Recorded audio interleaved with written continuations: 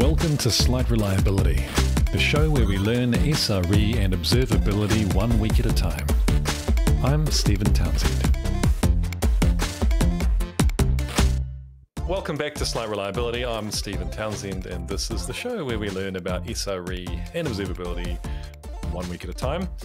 Today, I am joined by Steve McGhee, who is a reliability advocate at Google. Steve, who was an SRE at Google for over a decade in Android, YouTube, and cloud. Now he helps companies build robust, reliable systems with resilient, sustainable teams in the cloud.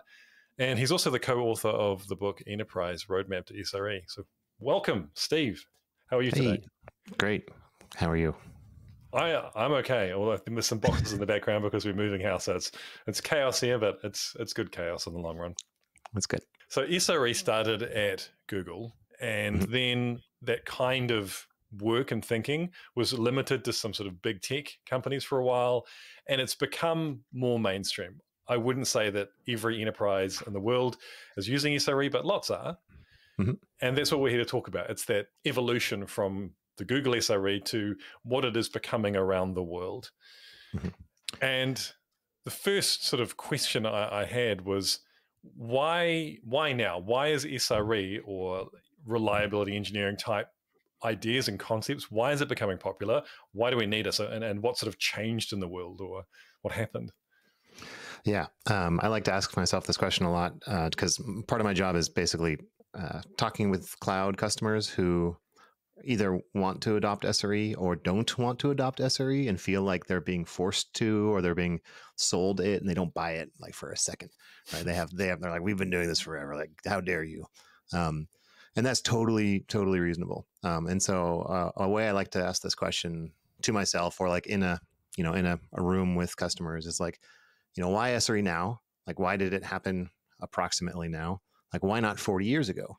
And why not 40 years from now? Like, what happened? Like, are things really that different? Like, computers are just computers, right? Like, and so a couple of things that I think have happened to make it sort of happen now. Why SRE feels like has occurred in the recent timeline is mostly around cloud computing has become available. And by cloud computing, I specifically mean like the term we use, at least within Google, is like warehouse scale compute, right? Like you can get a bunch of machines very quickly at very large scales from these things called clouds, APIs. But more like to the point, like more interesting to me, at least, is like that actually occurred because of something else. And the other thing that happened was this academic concept in computer science called distributed systems. And so this has been around actually for quite a while as well. But in my view, in my kind of like recollection of history, or from what I've observed, it only really came out of academia and like into industry, like with veracity, like quite a lot in the past 15, 20 years. And so this is the idea that you can have a bunch of computers that are networked together and not have to have them all working perfectly at any given time for the system itself to be effective. And so basically it allows the system to have some form of degradation. So, I mean, there's lots of holes you could poke in this, because you could say things like, mobile networks have been like this for a very long time. Like, you've been able to, take nodes offline and cell towers and things like that for a very long time as well. And they come from the same sort of academic background. But applying this to basically IT within sort of the enterprise market is, I think, a new thing that has spawned the need to operate those systems in a different way. And this is exactly what happened inside of Google. And the response within inside of Google was this evolution of this thing called now SRE. And now we're presenting it to the outside world, and everyone's kind of scratching their heads going like, wait, what do you mean exactly by that? And so we wrote books and all these things, and it's still catching on. We're finding that most of these companies we talk to, I'll refer to them as customers just because I speak on behalf of like Google Cloud, the entity. But like lots of these cloud customers, like the appetite for SRE is there, like the awareness is definitely there, but the successful adoption of SRE, like if you want to say like proper SRE, is behind. It's not as high as we'd all expect it to be, or we'd all like it to be. This is a weird question that popped in my head, but we talk about site reliability engineering, and the term site, is that because we're talking about Google and there's a site? You're talking about an enterprise like a bank or something. They don't have sites. Is it fair to call it SRE, or is it just reliability engineering? And that's a good question. Like some people have referred to it as systems reliability engineering or services reliability engineering, and none of those are good.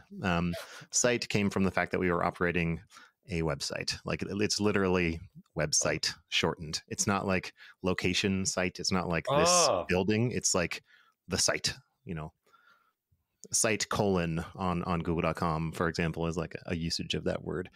It's not that awesome. We know that, but we're sort of stuck with it because that's how languages work. So I don't know that. With it. I thought it was like a site as in like, like our data center, right? Like you would think, it's like the campus. Yeah, the site, like making sure that the system. No, it's the website. So it's specifically the distributed system that we called, at least back then, the site. And it wasn't specific around search. It wasn't specific around maps or anything like that. It was like the whole thing together. What do we call that whole big thing? The site, I guess. So that's what we did at the time. So it stuck. Distributed systems. They probably they mean different things at different places. So when I think of enterprise, I don't think of a very clean distributed system. They are distributed, but you're talking about distributed monoliths and like off-the-shelf products and paying for these SaaS services by different providers and kind of get connected together. We're not talking about microservices most of the time. Right. Does that change the way that you think about reliability engineering? Well, I think you have to kind of look at the history of how these worked within enterprises. Often they were dominated, at least in the IT space, by vendors. So vendors were supplying solutions that were entirely, their product, which makes perfect sense from the vendor's point of view, and they would evolve them over time. And so they were providing these components that you could buy and services that would come with them. And they were, in a sense, distributed in that they could run in many places, but they weren't often like a capital D, capital S distributed system. They were just like a bunch of servers that could run in parallel with each other, or that could be connected to each other and, exchange information and things like that. But they weren't necessarily something that was built to degrade or, followed, some principles around being able to be partially available in some way, or be able to work offline in a separated network model or things like that. That was pretty rare because there kind of was no expectation or demand for it. Essentially, like the way to think about it also is that these distributed systems, they became useful when developers started not depending on the hardware to be continuously available. And so they built the system not for like the happy path, not for like the sunny day, but they sort of, it's effectively like defensive software engineering, if that makes sense. So it's allowing a system ahead of time. You say like, okay, well, what if one of the nodes isn't available? What do we do, right? And again, this isn't a very new idea, but it has a lot of ramifications once you start doing this everywhere. You start building your systems in a different way. So a good example of this is if you think about the Paxos or Raft, theorems or algorithms. This is simply the idea that, you can have a distributed consensus. So you can have a bunch of computers, none of which are the actual, nominated as the leader in some hardware kind of way. They're not like the root of a tree or anything like that, but they just talk to each other and they say like, you're the leader for now. And if something happens, we'll figure it out, which is a very clever thing. And it's actually quite useful to use in a system down the line. This is baked into things like Kubernetes today. I've been in a situation, and I know many of my listeners are, where they're trying to get adoption of SRE within an organization. And a big part of that is getting leadership buy-in. And I have struggled with that because I was trying to work from the ground to the ground level, trying to promote these ideas without significant executive sort of sponsorship and buy-in yet. How can you get that buy-in? What sort of engagement models work, or how do you get leaders invested or interested in these ideas? That's a good question. Lots of times, so I work with a bunch of customers that are trying to do exactly this, and so I've seen it succeed and fail. And this is where the very small book, it's actually called a report for some reason, the Enterprise SRE book, that's where this came up, was just trying to bring all these experiences together into one place. And effectively, we found that having a leader who sort of gets it is very, very important. So having an executive, or even just a sort of visible leader of some kind that can act as the sponsor, is very important, but it's not sufficient. Similarly, having a group of folks sort of on the front lines or the ground floor that are interested in doing this type of work, like sort of the grassroots approach, very important and insufficient. And in fact, the way that we see it succeed is if you have both, and pretty much only when you have both. So I shouldn't say if you have, it's when you have both. So think of it as like it's a bottoms up and a top down at the same time. So generally what we say is if you have one, like, go get the other one before you really try to make it succeed. Of course, you can still like kind of do, kind of shadow SRE if you really feel like it. But in order for it to succeed as like a cultural change within an organization, or at least for it to be successful and remain successful over time, you need both things. There's a term, there's actually a book called Seat at the Table, which is the idea of, there are, decisions happening somewhere. And if you have an organization that may or may not get funded, next quarter, you need to have someone who's in that room making that decision. And that person needs to be well informed. And at the same time, if you just have that person, you don't have the staff doing the work, that also doesn't work. So you need both. And we found that has succeeded in many, many customers. I'm reading this book at the moment called Leading Change, and it talks about one of the key ways to actually make a change in an organization is you need urgency. There needs to be some sense of urgency. Otherwise, there's kind of a complacency and inertia. You need enough urgency to break through that. So what I'm curious, within sort of SRE in an organization, I can kind of see from the ground level where the value is. But how do you get across that sense of urgency to a leader who's like, well, the business is running fine. We're not very fast, but we're still making money. I don't know. Have you got any? Do you think you need that urgency? And if so, have you heard of any sort of convincing arguments or anything like that? I think what you're asking is like, how do we take reliability seriously, and how do we make it like a priority? And part of what we've found is that historically organizations have kind of gotten away with reliability kind of through luck. Or if they haven't gotten away with it through luck, they've been able to explain away the problems that they have had. And they've been able to do that through, essentially self-lies, sort of like explaining to themselves like, oh, no, it was only this one thing, right? And that'll never happen again. Some really bad examples of this is when they blame it on individuals, right? Well, that was so-and-so, and we got rid of them. So it's never going to happen again. And this is a very bad pattern, but we see it, still from time to time. Some enterprises will act this way, and it's really unfortunate because this activity doesn't result in bad metrics. So like they're not able to course correct because the whole activity is designed to make the system look better than it is. And so the folks making the decisions sort of look at the numbers and they say like, look, it's great. It's up all the time. When actually it's because we subtracted out all those outages. We're not counting them for reasons, right? Which is really unfortunate. Another example of this, or another like reason why this sometimes doesn't work very well, is because people just simply can't understand the system that they've built, and so they don't understand how close to the edges they're running. So we've found plenty of customers when they have a little bit of interest in doing something like SRE, we talk to them about SLOs because it tends to be like just an early topic that comes up because it's pretty understandable and it's pretty applicable, but it's different enough where people kind of latch onto it and go, oh, that looks, novel a little bit. And so when we go to implement them, these SLOs, we find that they're just lacking in the observability data. Like they simply don't have like either the precision or the accuracy in order to make an SLO that's effective. And so we kind of say, well, I mean, here's your problem. If we don't even know how the system is working underneath, how can you know that it's reliable? So being able to point these things out and say like, you don't want to say like, hey, you've been duped this whole time. Like this is, because this causes, frankly, embarrassment to leaders if you just point this out directly. So often we find that coupling the kind of increase in reliability with some other change helps. So very common these days is digital transformation, right? So we want to move from X to Y, right? We want to move from being an airline to a software company with wings. Like that's a term that some of our customers have used, or one, I don't remember who it was actually.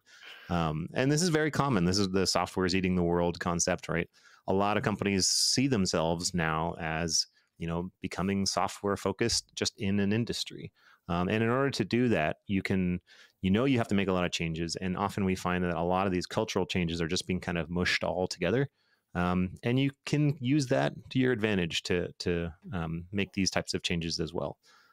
It turns out that momentum, doesn't work just for motion, but it also moves for, stability. So if you're stuck in one place, you tend to be stuck in that same place for a long time, unless you have some great force. And so having some great force to kind of change your culture is difficult. So when you see one, it's good to kind of like latch onto it. So that would be my advice. If you don't have another force coming in like this digital transformation, another one, which is they tend to be also coupled, is just moving from on-prem to the cloud. So a lot of companies are moving away from data centers and into the cloud.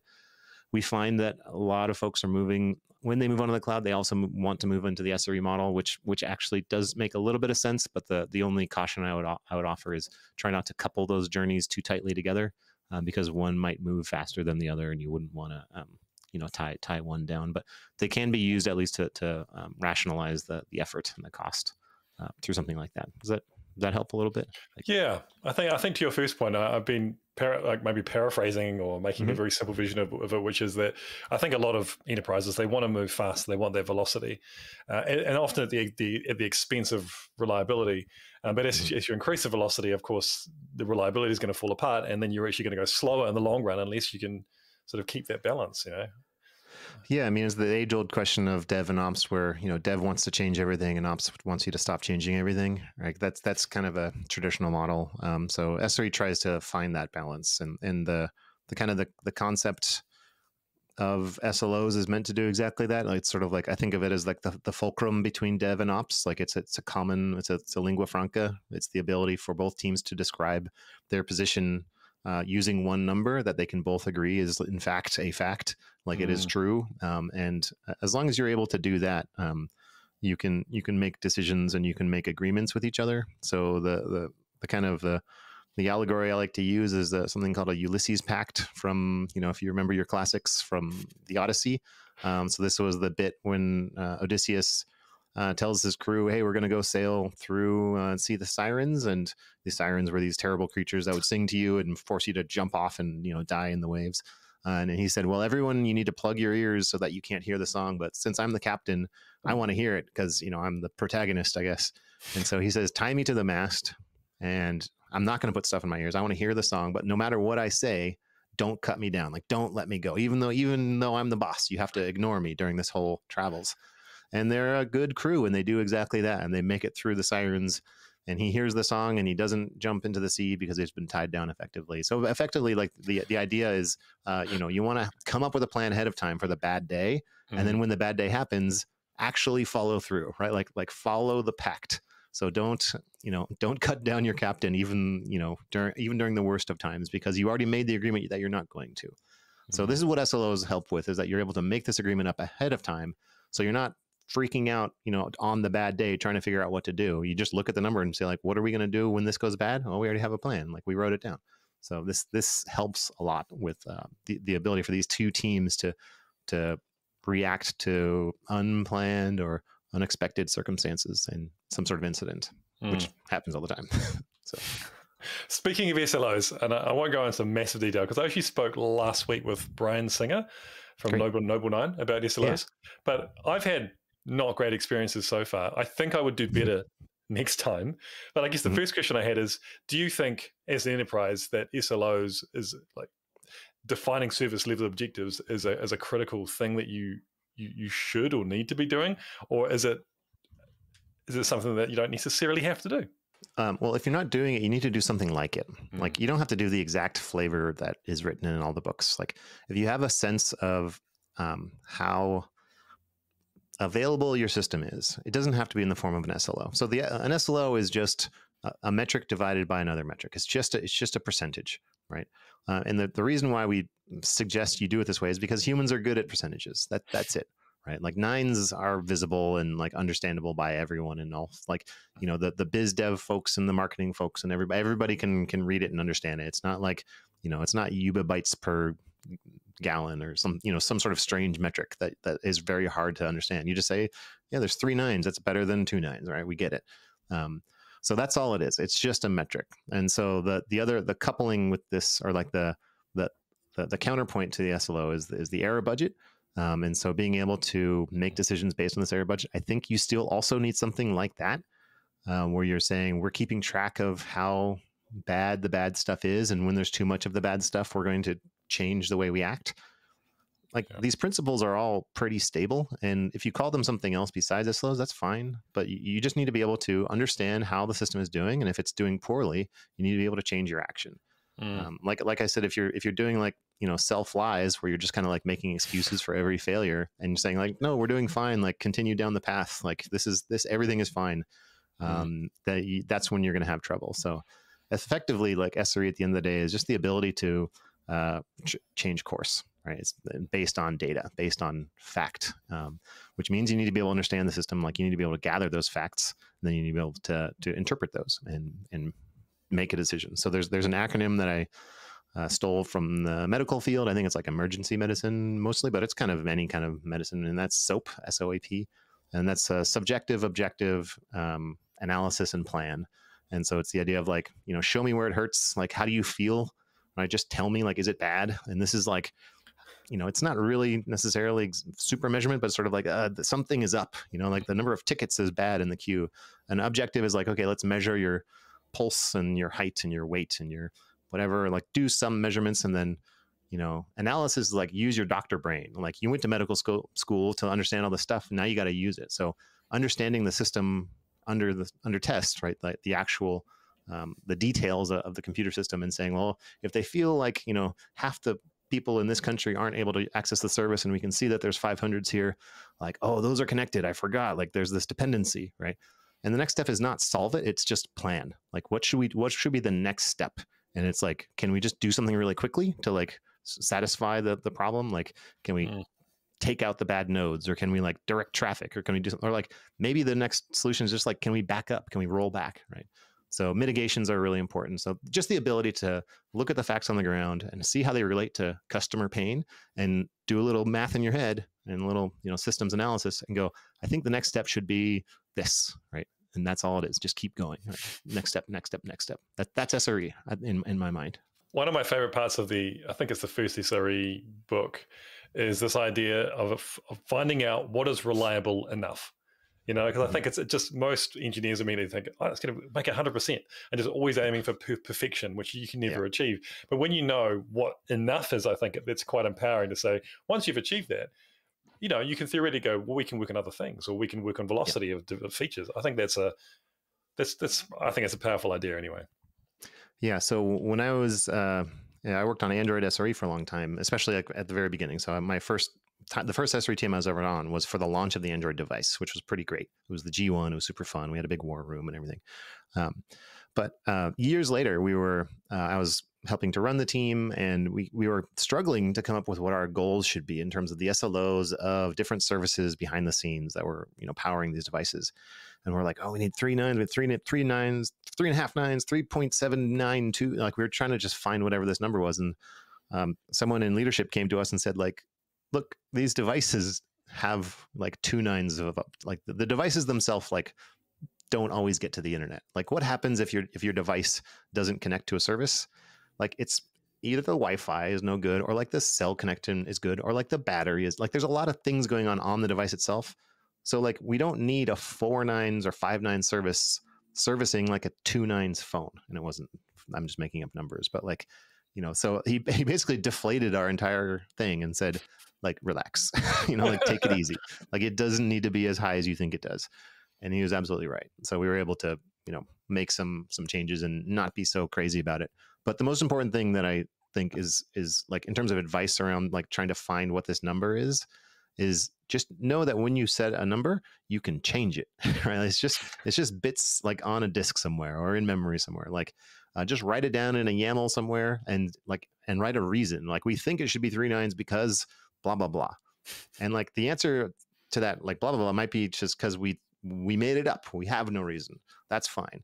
But then later, if you have an actual reason, we're like, oh, actually it needs to be 3.5 nines because we have this customer who blah, blah, blah, write that down instead, right? Just make sure you always have like whatever the goal is and the rationale, because in the future, someone's going to be like, oh, we have to do the 3 nines because it's in that, that's just what it is.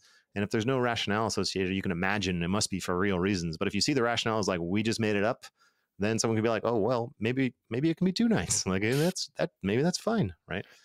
So it's important to be like explicit about when you have a good reason for a reliability level to be what it is, and don't assume that there's always a really good reason for it. It might just be we guessed, which is honestly probably more likely than you think.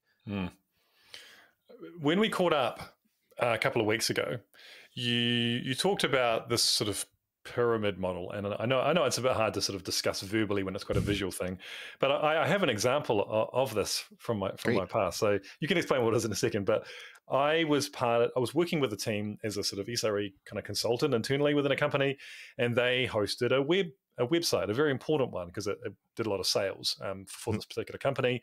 That website, they wanted to define SLOs, right? For that team that managed the website, but they depended on many, many other teams that go into the big chain. So there was a bunch of business APIs, and they were hosted on a platform separately, which then called, for simplicity, they called like a mainframe system, like a literal mainframe system to do some processing, and then it would come back with a response and bounce out. So there's 3 steps I've explained there, but there was more like 10, but let's say there's 3. If you want, let's say you want 99.99% availability for the web front end, you kind of go, well, therefore we need the business API to be even more reliable than that. And then we need the mainframe to be even more reliable than that. That's the sort of mindset that I had at the time. But you were explaining that's not necessarily the case with distributed systems. That's right. So what you're describing is referred to as component level availability or component level reliability, which is you need all the components reliable and available for the system itself to be available. And so that in that type of system where there is no ability to degrade, then you're right. Like you do need that effective. Each layer below you needs to be bigger than you are, right? So this is where the pyramid like mentality comes from, where if the app is at the top of the pyramid, it's this tiny little pointy thing, and it's like 2 nines, let's say, then the step below it needs to be a little bit wider, and then a little bit wider, then a little bit, and then at the very bottom you have to have like your network hardware, which needs to be like 11.5 nines or something like that. It needs to be just absolutely massive. And you can see like the deeper you get, if you're following this model, it's not sustainable, right? So it forces you to have like either very, very shallow stacks, or you just give up on this model and you say like, well, we're trying our best. And then this model basically leads you down like a bad path, right? It leads you to believe that you can only be as good as like your weakest dependency, which is a real bummer. So what do we do about it? So first of all, the way to think through it is you can just ask yourself, like, do you really need to have more available systems in order to build a somewhat available, or should I put it the other way? Like, can you build a more reliable system on top of less reliable things? Like, is that possible?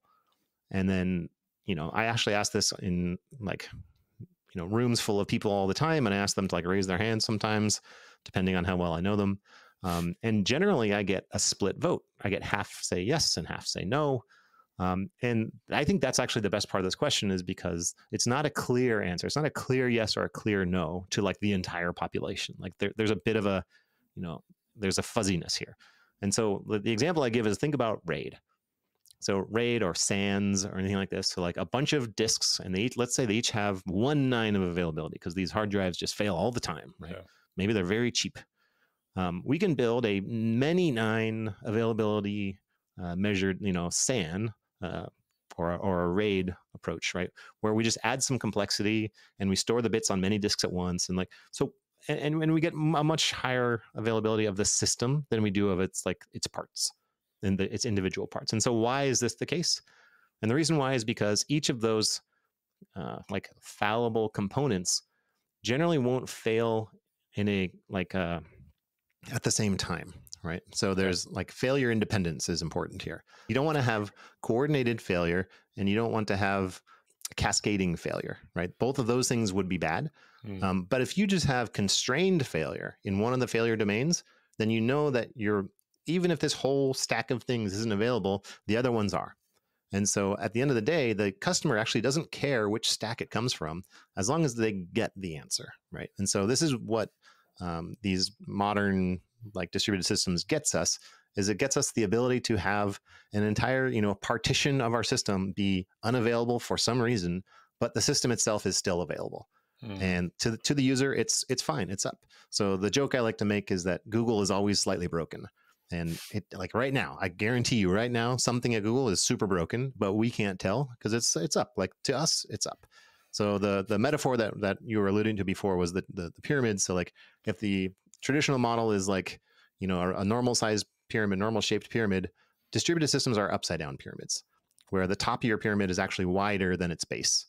The trick about it is that it just has many of those pyramids together, and it's the sum of those pyramids coupled together that gives us the full system.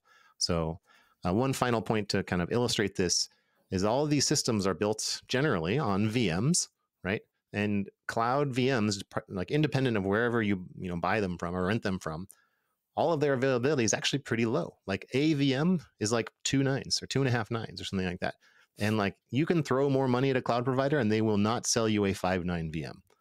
Like it doesn't work. Like no one will sell you that. And how is this possible? It goes back to the same idea of you can build more reliable things on top of less reliable things. And this is the upside down pyramid. That's super cool. I've never heard of that. I can't believe I didn't hear of that until you talked about it. Maybe I've thought about it in the back of my mind, but I love hearing about that. I think, well, I love that empowers organizations as well to leverage cheap resources, cheap hardware, and still have really reliable systems. And also I think it sort of articulates the point that reliability thinking needs to be there early on in the design and architecture phase, not just ambulance at the bottom of the cliff kind of situation. Yeah. So, I mean, this all came from, in my experience and the Google SRE experience, the reason why this all was developed was because Google just grew really fast, right? And we knew that we couldn't couple our growth with our staffing levels. And so we have this idea that's in all the books, right, about sublinear growth of the operations team. So Google SRE strives to be a sublinear growth organization. So, the company can have a hockey stick growth, and the number of SREs required to sustain that growth is more of a logarithmic growth. And so this is super important because you just simply can't hire enough people fast enough for this to work. And so the methods that we go about doing it are twofold. One is we have to use basically the cheapest, at the time, we had to use the cheapest hardware possible. So there's these stories of ancient Google lore where we would, drive down the street to the nearest Fry's superstore and pick up as many, cheap hard drives and motherboards as we could just to cobble together more servers. Like literally this would happen. And because we were doing this, we knew we'd had to make up for it in software. And so we would build software systems that were resilient using distributed systems like I was talking about.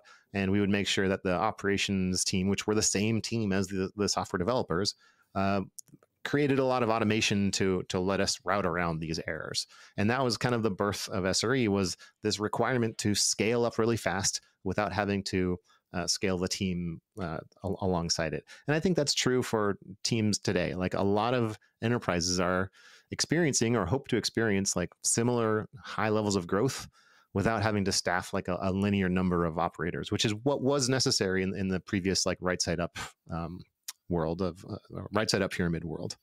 Yeah. I have one more question, and I'm not expecting a silver bullet answer for this one, but how do organizations measure the success that they're having applying SRE concepts within their organization? Oh, that is hard. So there's like the success of an SRE organization really comes down to, are we able to serve the company and our users effectively? So there's sort of a joke within at least Google SRE culture that comes from the movie Tron, which is, I fight for the user, right? Which is that the SREs at the end of the day are there to defend the end user from whatever problems may befall their use of our service, right? And so the ability for these SREs, these Trons, to defend that user, if you can measure that would be ideal, but that's pretty difficult. But being able to show, like, if you really want a measurement, like a proper metric, a series of SLOs is not a bad place to start. So generally what we have is we have something where it's like a dashboard SLOs, right? And it's not like, the highest wins. It's as long as all of the SLOs are within their desired threshold, right? And so it's not like we want the biggest SLO. If you add them all up and divide by the number, that's not what we're aiming for. We just want to make sure that the SLOs are all, green, if you will, whatever, and they get to decide what green means. So if a team is not able to achieve that level of SLO for some reason, they can change their targets, if that makes sense, for their customers. And they can also request help, basically. So the model that we use, and we express this to customers actually all the time, is you should have kind of 3 modes of reviewing your SRE team. And one is look back. And so this is look at your SLOs for the last 6 months or so, and just how'd you do? Are you doing okay? And the next one is look forward. And so looking forward is how are you going to grow in the next 6 months? And how are you going to account for those problems you saw in the past? How are you going to learn from your mistakes, or not necessarily mistakes, but how are you going to learn from the past in order to make the future also good? Also, part of looking forward is, are we going to be sustainable? Are we sustainably operating the system in terms of cash as well as persons, right? Is everyone, are we burning everybody out? Are we not going to have a team in 6 months, or what? Are people going to be quitting? Things like this. And the last step is look around. And that is look at your neighbor SRE teams and see how they're doing stuff. And if they need help, you should help them. And if you need help and they're doing something great, they should help you. And that's it. So look back, look forward, look around. And so we suggest that teams just do this across their organization once a year, twice a year, something like that. If you just do that forever, you'll have a good pulse on how we're doing as an SRE organization, or how well the entire organization is doing with regards to reliability. And is it succeeding? Is it going to continue to succeed? Is it sustainable? Are people being treated well? We do things in this, part of the looking back is not just the SLOs, but also the toil, right? So this is just a structured way of asking, how's it going, SREs? And then using the output of that to make some directed changes. So one final thing about making changes within SRE and the way that we work. One of the tenets of SRE is gradual change. So you want to make sure that when you change a system, you do things like, canary releases, right? Or blue-green releases, right? This is a way of spreading change across time and across space sometimes as well. Do that with SRE as well. Make sure you don't do big knife switch changes oh, we're all going to adopt the new thing today, right? No. Do canary releases with the culture and with the tooling and with the expectations of your SRE teams and of your organization as well. So if you want to introduce SRE to a team or to an organization, start with one team that's ready for it. They're your canaries, right? Start with them, show how well it works, if it works well, and then put them on stage and let everyone see, hey, the canary is alive and doing very well, and you could be next if you want, right? And at a certain point, you get enough people where they're happy to follow. That's a great answer. Awesome. Thank you. Good. It was just off the top of my head. So I was kind of rambling, and that's kind of my specialty, I think. Thank you so much, Steve, for coming on the show and talking about SRE and getting it out into enterprises and how it's changed over time. It's awesome to have someone who's been at Google as an SRE on the show, and you wrote the book about enterprises adopting SRE as well. So it's been awesome. Thanks for having me, and I'm happy to come back anytime. It was great. And to everyone else, I hope you have a wonderful week, and I'll see you all next time.